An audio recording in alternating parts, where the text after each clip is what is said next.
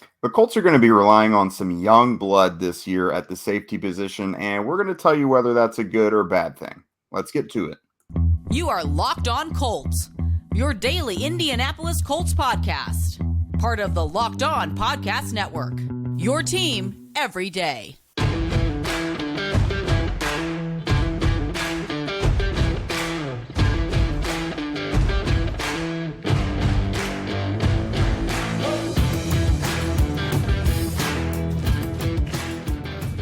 Hello, and thanks for tuning in and making us your first listen of the day. This is your daily podcast covering your Indianapolis Colts, part of the Locked On Podcast Network, your team every day. I am Jake Arthur. He is Zach Hicks. You know the two of us from horseshoehuddle.com.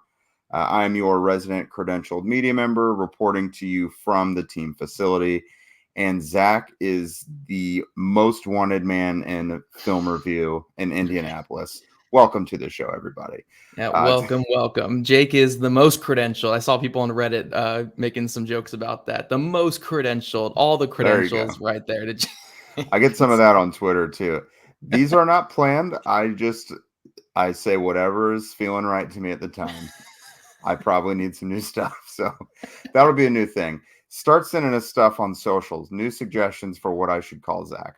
And what you should call yourself. What you should call yourself as well. I mean, credentialed, yeah, fair. We should get that in there. But let's get some. It's not really cool to brand and label yourself all the time, though. Yeah.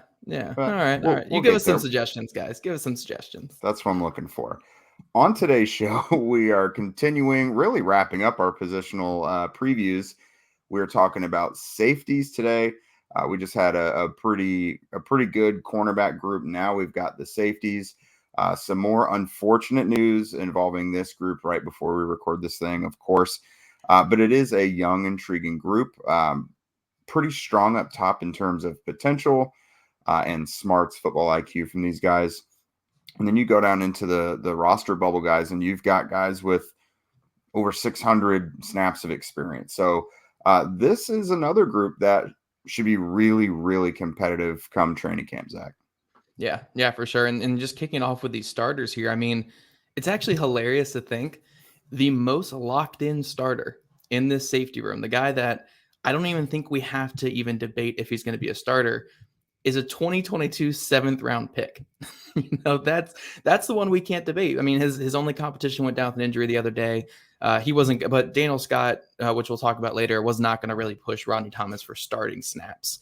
But yeah, Rodney Thomas II out of Yale last year came in when Julian Blackmon went down with an injury. I think he made his first start against the Kansas City Chiefs back in week 3, which he came in during the game, I think. Yeah. Of all the teams to make your first real time on the field or whatever against Pat Mahomes, arguably the best quarterback of this era. The MVP, naturally. Yeah, MVP, naturally, the MVP as well. And he went out there and played extremely well. I know in a couple weeks later, he had his first interception of the year against the Denver Broncos. He had a couple more interceptions. I think he finished last year with 3. Really nice deflection catch against the Chargers. Yeah, Chargers late in the season as well. Rodney Thomas II, man, I mean, when it comes to like draft steals and like huge impact players in like their first year, Rodney Thomas is like up there with a lot of like Chris Ballard, like great finds and stuff like that. And honestly, the way he started his career, it's looking like this might be one of his best finds he's ever had.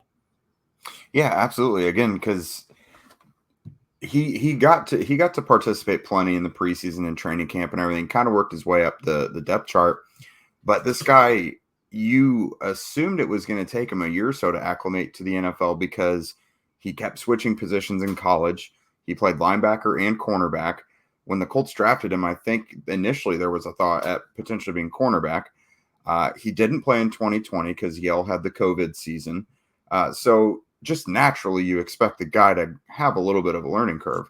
And then, like you mentioned, lo and behold, 3 weeks in against the MVP in the middle of the game, here he comes. He makes a couple really big plays that were pivotal in the Colts winning that game.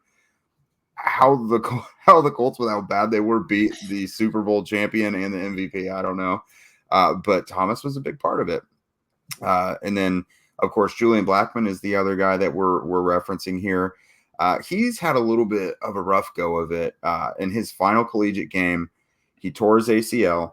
He was able to play in 15 of the 16 games as a rookie with the Colts, and he actually was really good.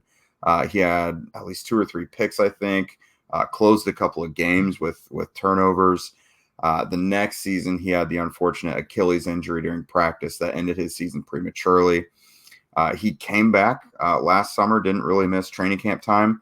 And so I've been present for all of his training camps. That guy was outstanding last summer. Like, coming off an Achilles injury, you thought he was going to be one of the top 3 best players on the defense with how he performed. He was banged up a little bit too. He had the ankle injury that opened the door for Thomas, of course. But no, he's been really good. He was a Swiss Army knife in college at Utah, and we saw that a bit late in the season. Kenny Moore goes down, and you figure, what are the Colts going to do at nickel? Well, you take a guy like Julian Blackmon with great football IQ and experience all over the place.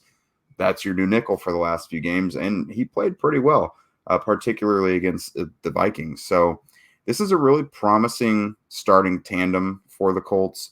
Again, Thomas is the one you feel more comfortable about because what we just saw from him as a rookie, but Blackmon hasn't quite been able to stay healthy.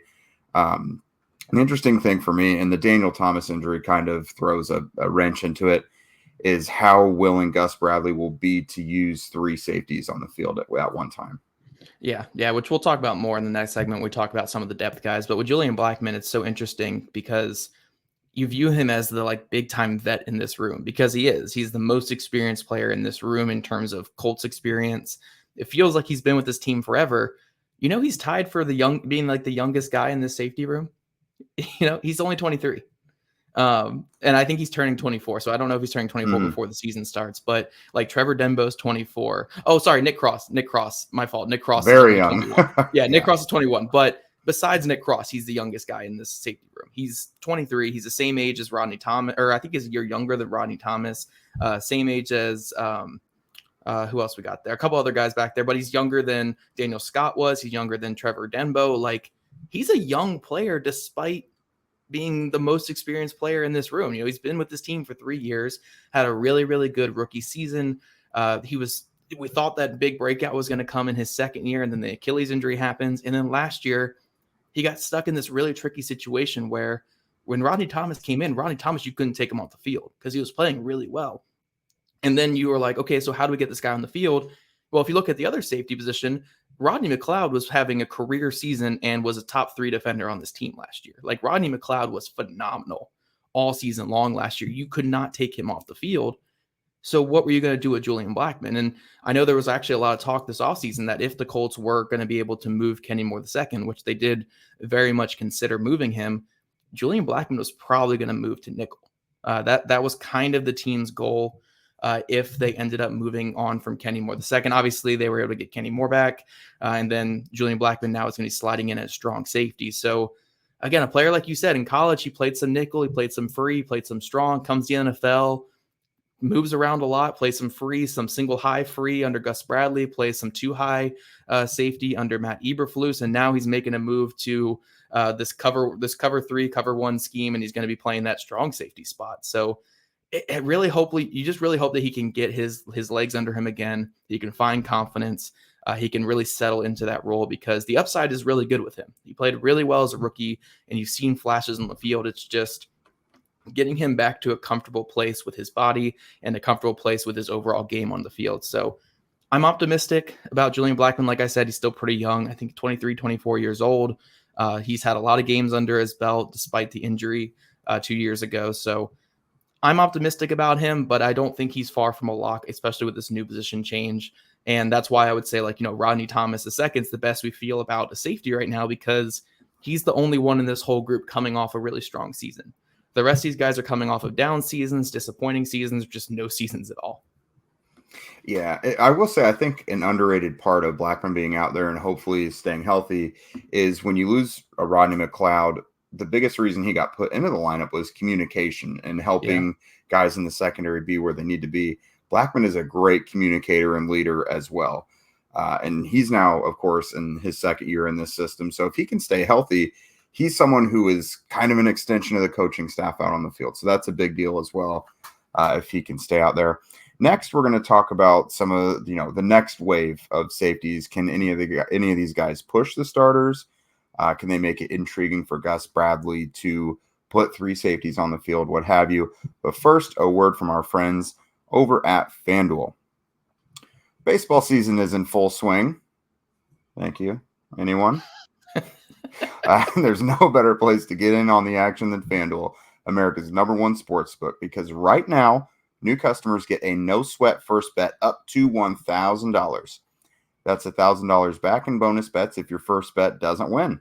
Just go to FanDuel.com/lockedon to join today. So do not miss your chance to snag a no-sweat first bet up to $1,000 when you join FanDuel today. Just go to FanDuel.com/lockedon to sign up. FanDuel, official partner of Major League Baseball. Major League Baseball trademarks used with permission. And every day, if you want to keep hearing those horrible dad jokes and puns that Jake is making, make sure you have your alarm set every Tuesday, Wednesday, and Thursday morning for episodes of Locked On Colts. We're going to continue our coverage of training camp and of this offseason. We're also going to bring in some special guests in the following weeks to really cover this Indianapolis Colts team. So again, make sure you have those alarms set every Tuesday morning, every Wednesday morning, and every Thursday morning.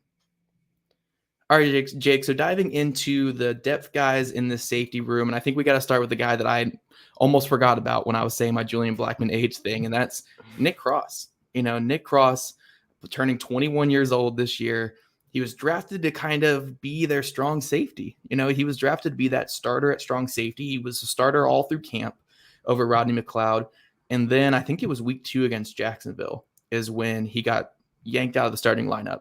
And that's when Rodney McLeod stepped in, and Rodney McLeod was not giving up that spot. And then there was a lot of behind-the-scenes stuff with Nick Cross. I'm not saying he did anything bad or anything like that. That's the last thing I'm saying here. We're not really going to get into it too much. But, it was a tough first season for Nick Cross. A very tough first season. Again, 20 years old. It's a tough adjustment to the NFL, still being very, very young. One of the youngest players in the entire league. He had some run on special teams where he was one of the best special teamers on the entire roster when he got that run, but it wasn't a consistent thing for whatever reason.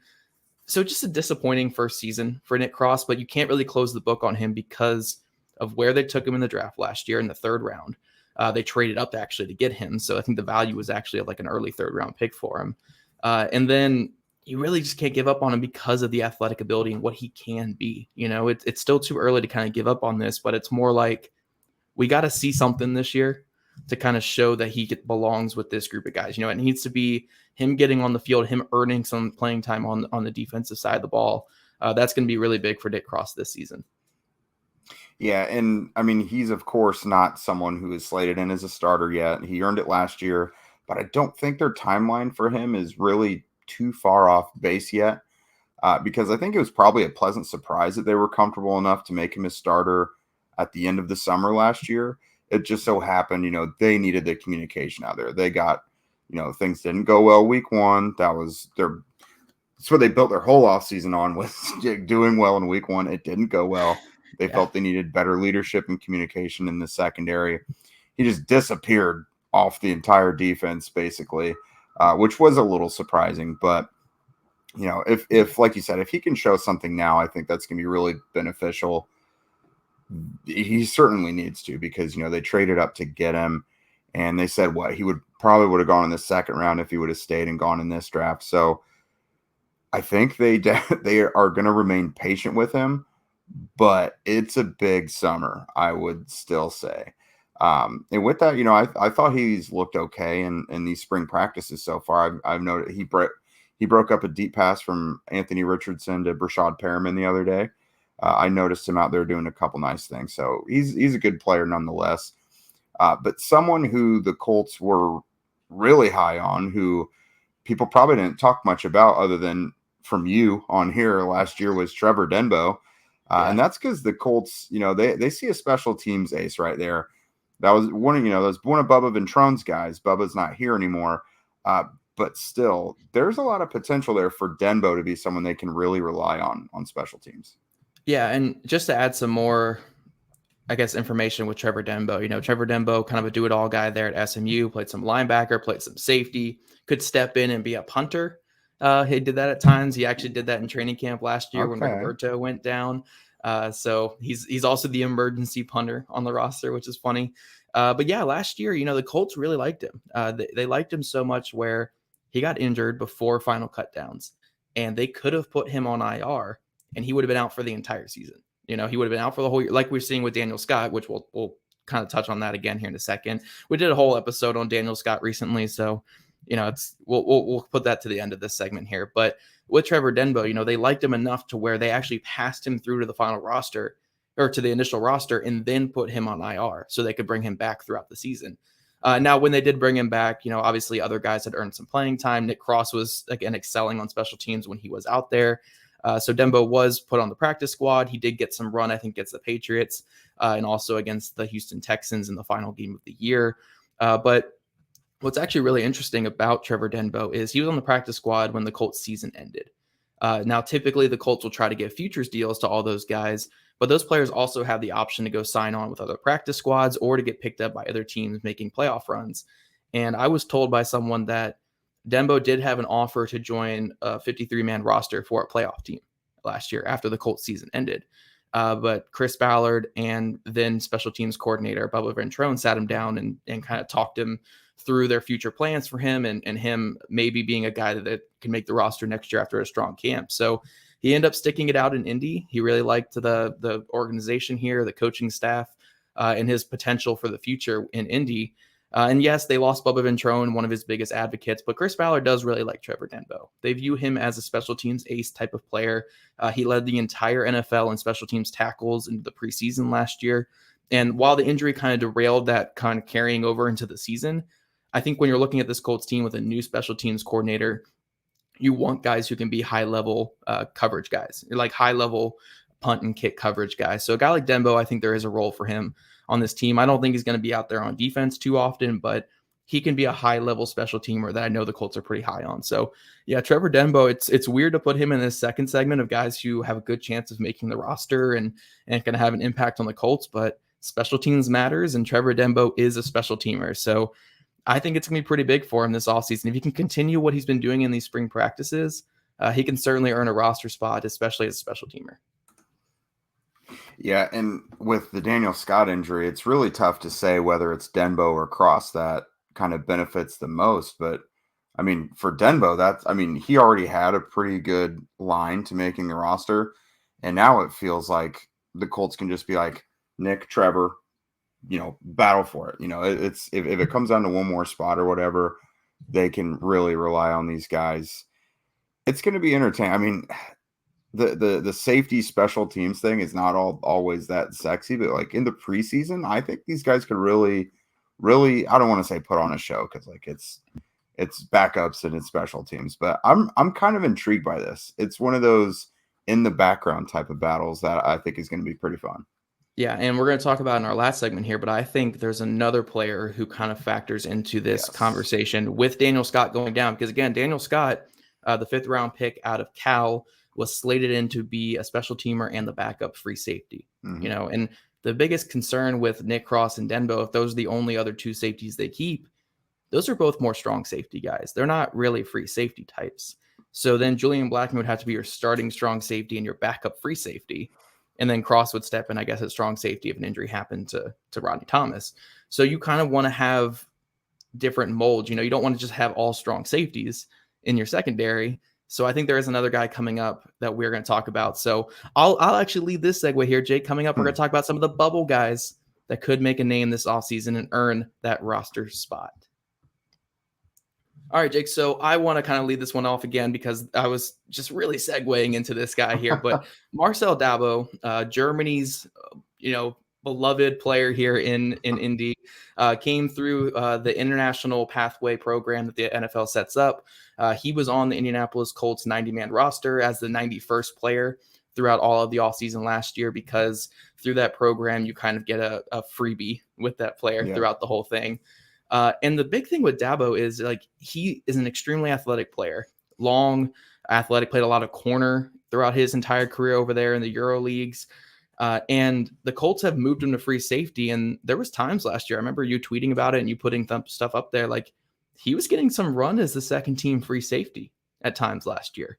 And now with Daniel Scott going down, Daniel Scott being out for the entire year, and Nick Cross and Denbow both being strong safety types, Dabo has a really, really unique opportunity here in year 2 of this project player that they kind of project him to be, but in year 2 to earn that backup free safety role. And if he has a good camp, like I'm not saying that you cut Denbow for him, like maybe you keep 5 safeties like they have in the past, but there's a real opportunity for this Germany player that was on the pathway program that was supposed to be a multi-year project to make the team in year 2 and maybe get some real playing time. Yeah, I think so too. I was pretty surprised when he wound up getting, like you said, run with the second team at free safety because, they had the roster exemption for him, including with the practice squad last year. And I kind of just assumed, he had a background in football before. He wasn't brand new to the sport. He was playing in Europe. But I kind of assumed it would just be like, all right, buddy, come out here with everyone and just learn things. Like there aren't really expectations from you, but to learn. But he apparently made a pretty strong impression on them and earned some decent playing time. And personally, when you see him in a team like scrimmage setting, not necessarily in a one-on-ones, because those are kind of designed for the defense to fail. But when you look at him playing out there in 11-on-11s and 7-on-7s, he doesn't really get picked on and victimized like you would think. And like you see positive things from him. He looks like he's supposed to be there and he's in the right places. Like that's not to say like he doesn't make some mental errors and stuff at times, but you can see plenty of guys out there over the years who you're like, ooh, that they just probably don't have it. And he doesn't seem like that. Yeah. And I think the really encouraging thing about that is he's super athletic. Like whatever their international pathway program thing, they had a combine and he like blew the doors off of it. And you haven't really seen that yet. So that's another part of his game that can still come along. I don't know, with more confidence, a higher comfort level, what have you. But that's still something he can show off. So I think that's pretty encouraging. My guess is special teams is going to, again, be the doorway for him to get in. But like you said, he's more that free safety type. And Gus Bradley has liked to stick with his types at safety. And sure, you might have 4 guys who can contribute at strong safety. But if they like this guy at free safety, he could be the backup, despite there being intriguing other strong safeties. He's got a golden opportunity. Just from what I estimated his timeline to be, it seems a little ahead of schedule. So he's definitely someone to watch this summer. Yeah, for sure. Again, I'm not going to say he's like a roster lock or anything here, but I can't imagine a better opportunity for him. Mm-hmm. He's going to get run with the second team because Daniel Scott went down. He's going to get a lot of run at that free safety spot. He's going to, in practice, he's going to be going against Anthony Richardson. I think it, again, was another one of your tweets not too long ago where you said that Richardson kind of overthrew a pass and Dabo almost came away with the interception in one of these practices here recently. Like he's getting run with the second team against guys who might be starters. Alec Pierce has been running with the second team at times too, to run with Anthony Richardson. So he's getting reps against Alec Pierce and Anthony Richardson and some other guys as well. So he's going to get very, very valuable reps. It's all about what can he show when the preseason starts up, when the 2 combined camps that they have with the Eagles and Bears happen this offseason. Like, what can he do in those to show that he deserves to make the roster? Because if he can prove that he can be a free safety, at least a capable free safety backup guy, I don't know how you don't keep him on the roster, because they just don't have that skill set outside of Rodney Thomas II right now. So it's a huge, huge opportunity for Marcel Dabo. And I think he's going to be up for the challenge. It's going to be really fun to see him this offseason. He's one of the biggest, again, with Daniel Scott going down, he's one of the biggest wild card guys to watch this offseason, because he could be anywhere from another year on the practice squad to getting legit free safety snaps in the regular season. So he's going to be really, really interesting to watch this offseason. Yeah, I'm thinking, practice squad's a fallback. He does have that clear option to make the roster. But I definitely see him worst case being on the practice squad still, because he doesn't seem like a lost cause, someone you can't develop. And plus he has Mike Mitchell out there and Ron Milas helping him out. So he's got some pretty good leadership there to help him. There are some other guys out here. This isn't just a whole Marcel Dabo segment, but there are some other contributors here. Henry Black, who is actually a veteran. He didn't play last year, but he does have plenty of experience in the NFL. Played with the Packers for 25 games, saw 361 snaps on special teams and 310 on defense.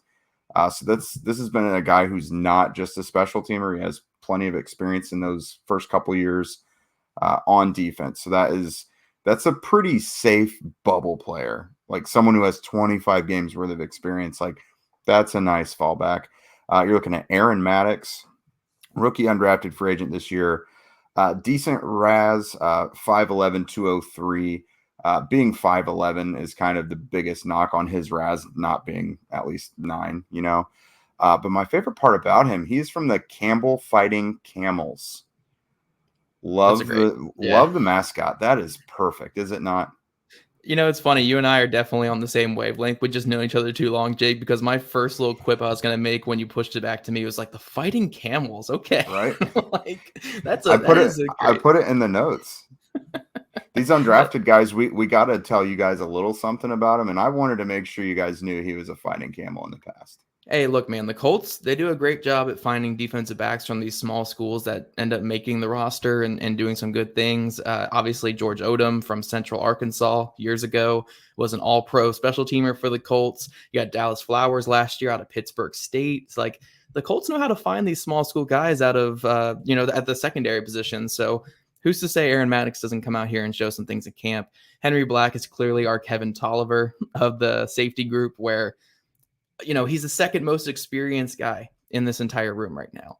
Now, does that mean he's definitely going to get a spot? No, but it can point to us saying, hey, he's probably going to look better than some of these guys in camp because he just knows what he's doing at this point. You know, he's been around the league long enough to where he's going to be more comfortable in the training camp setting and maybe in the practice setting than guys like Dabo or Denbow even or Cross even, because he's just so much more experienced. So he can make some waves this offseason. And then you didn't even mention the best player in this entire safety room, Jake. I was leaving him for you. Yeah, Michael Tootsie from North Dakota State. What was his age again, Jake? You had his age down, right?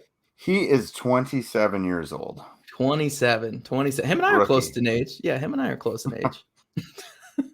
No, he's I'm guessing he's a scrappy guy. 5'11", 189, 27 years old, but signed to an NFL roster. Yep. I was my buddy who covers North Dakota State. He actually worked on the Indy Draft Guide, so give him a shout out there, Jake Morley. He texted me when the Colts signed him because they signed him right after the Daniel Scott injury. It was kind of just their camp body replacement for Daniel Scott. Obviously, he's going to get a shot, but it'll be tough. Jake texted me. He said, this is a great guy. You're going to love just talking with him and just a phenomenal guy. But he's got the body makeup and the athleticism as you, Zach. Same as you, Zach. And I was like, all right, we'll see what he can do in camp here. But Michael Tootsie, I'm rooting for him. The joke we had in the chat was, we've never seen me and him in the same place. So who knows? It could be me. It could be me running out there as Michael Tootsie. But I can't wait to cover you as a player for the first time, man. It's gonna be fun. I know. But Michael Tootsie, multiple-time champion there at college, starting at North Dakota State. He knows what winning is like. And if you're starting for multiple years as, a 5'11", 183 or whatever it was, you have to be doing something right on the football field, at least to get a shot in the NFL. So if he can come in here, he can earn a spot on special teams. That'll be awesome for him. I'm rooting for him. 27-year-old rookies. I'm always excited seeing that with the new COVID stuff and seeing these older rookies. So I hope Michael Tootsie has an amazing camp and he becomes our Forrest Ryan of this year. The Forrest Ryan that you come report back to us is having a great camp every single day. I will say the Colts are confident that there's something about him because he tried out for them during rookie minicamp, and he tried out for them last week during the veteran mandatory camp. So he's had two tryouts for them. And as soon as Daniel Scott, well, they already knew about Daniel Scott's injury, but with Daniel Scott going out, that's who they brought in. So they've been kicking the tires on him for a month and a half. So there's something about him that they like. So it looks like the odds are stacked against him, but for the Colts, they like him. So is he the oldest player in the secondary for Indy? Is Kenny? Oh, Kenny's over 27, isn't he? Yeah, Kenny's got to be pushing 30. Yeah, and Tony Brown's, I think, 27 or 28. Yeah, too, Kenny and Tony Brown have been playing for like 6-7 years. For real. No, they're I think they're both I'm laughing pushing 30, but that's crazy that Tootsie's like the next oldest guy. He's a the rookie. experience. They brought in the veteran safety. We were all looking right there. But every dayers, again, be sure to set those alarms bright and early every week, Tuesday, Wednesday, Thursday, until we get to August, because that's when we'll go back to 5 days a week there in August. So all you beautiful everydayers, set those alarms bright and early, as we got some great content coming your way. And if you guys don't already, follow at Locked On Colts, at Jake Arthur NFL, and at Zach Hicks 2 on Twitter. Also, subscribe to Locked On Colts podcast on YouTube or wherever you listen to your podcast. We love your guys' ratings and reviews, and we'll see you guys bright and early tomorrow morning.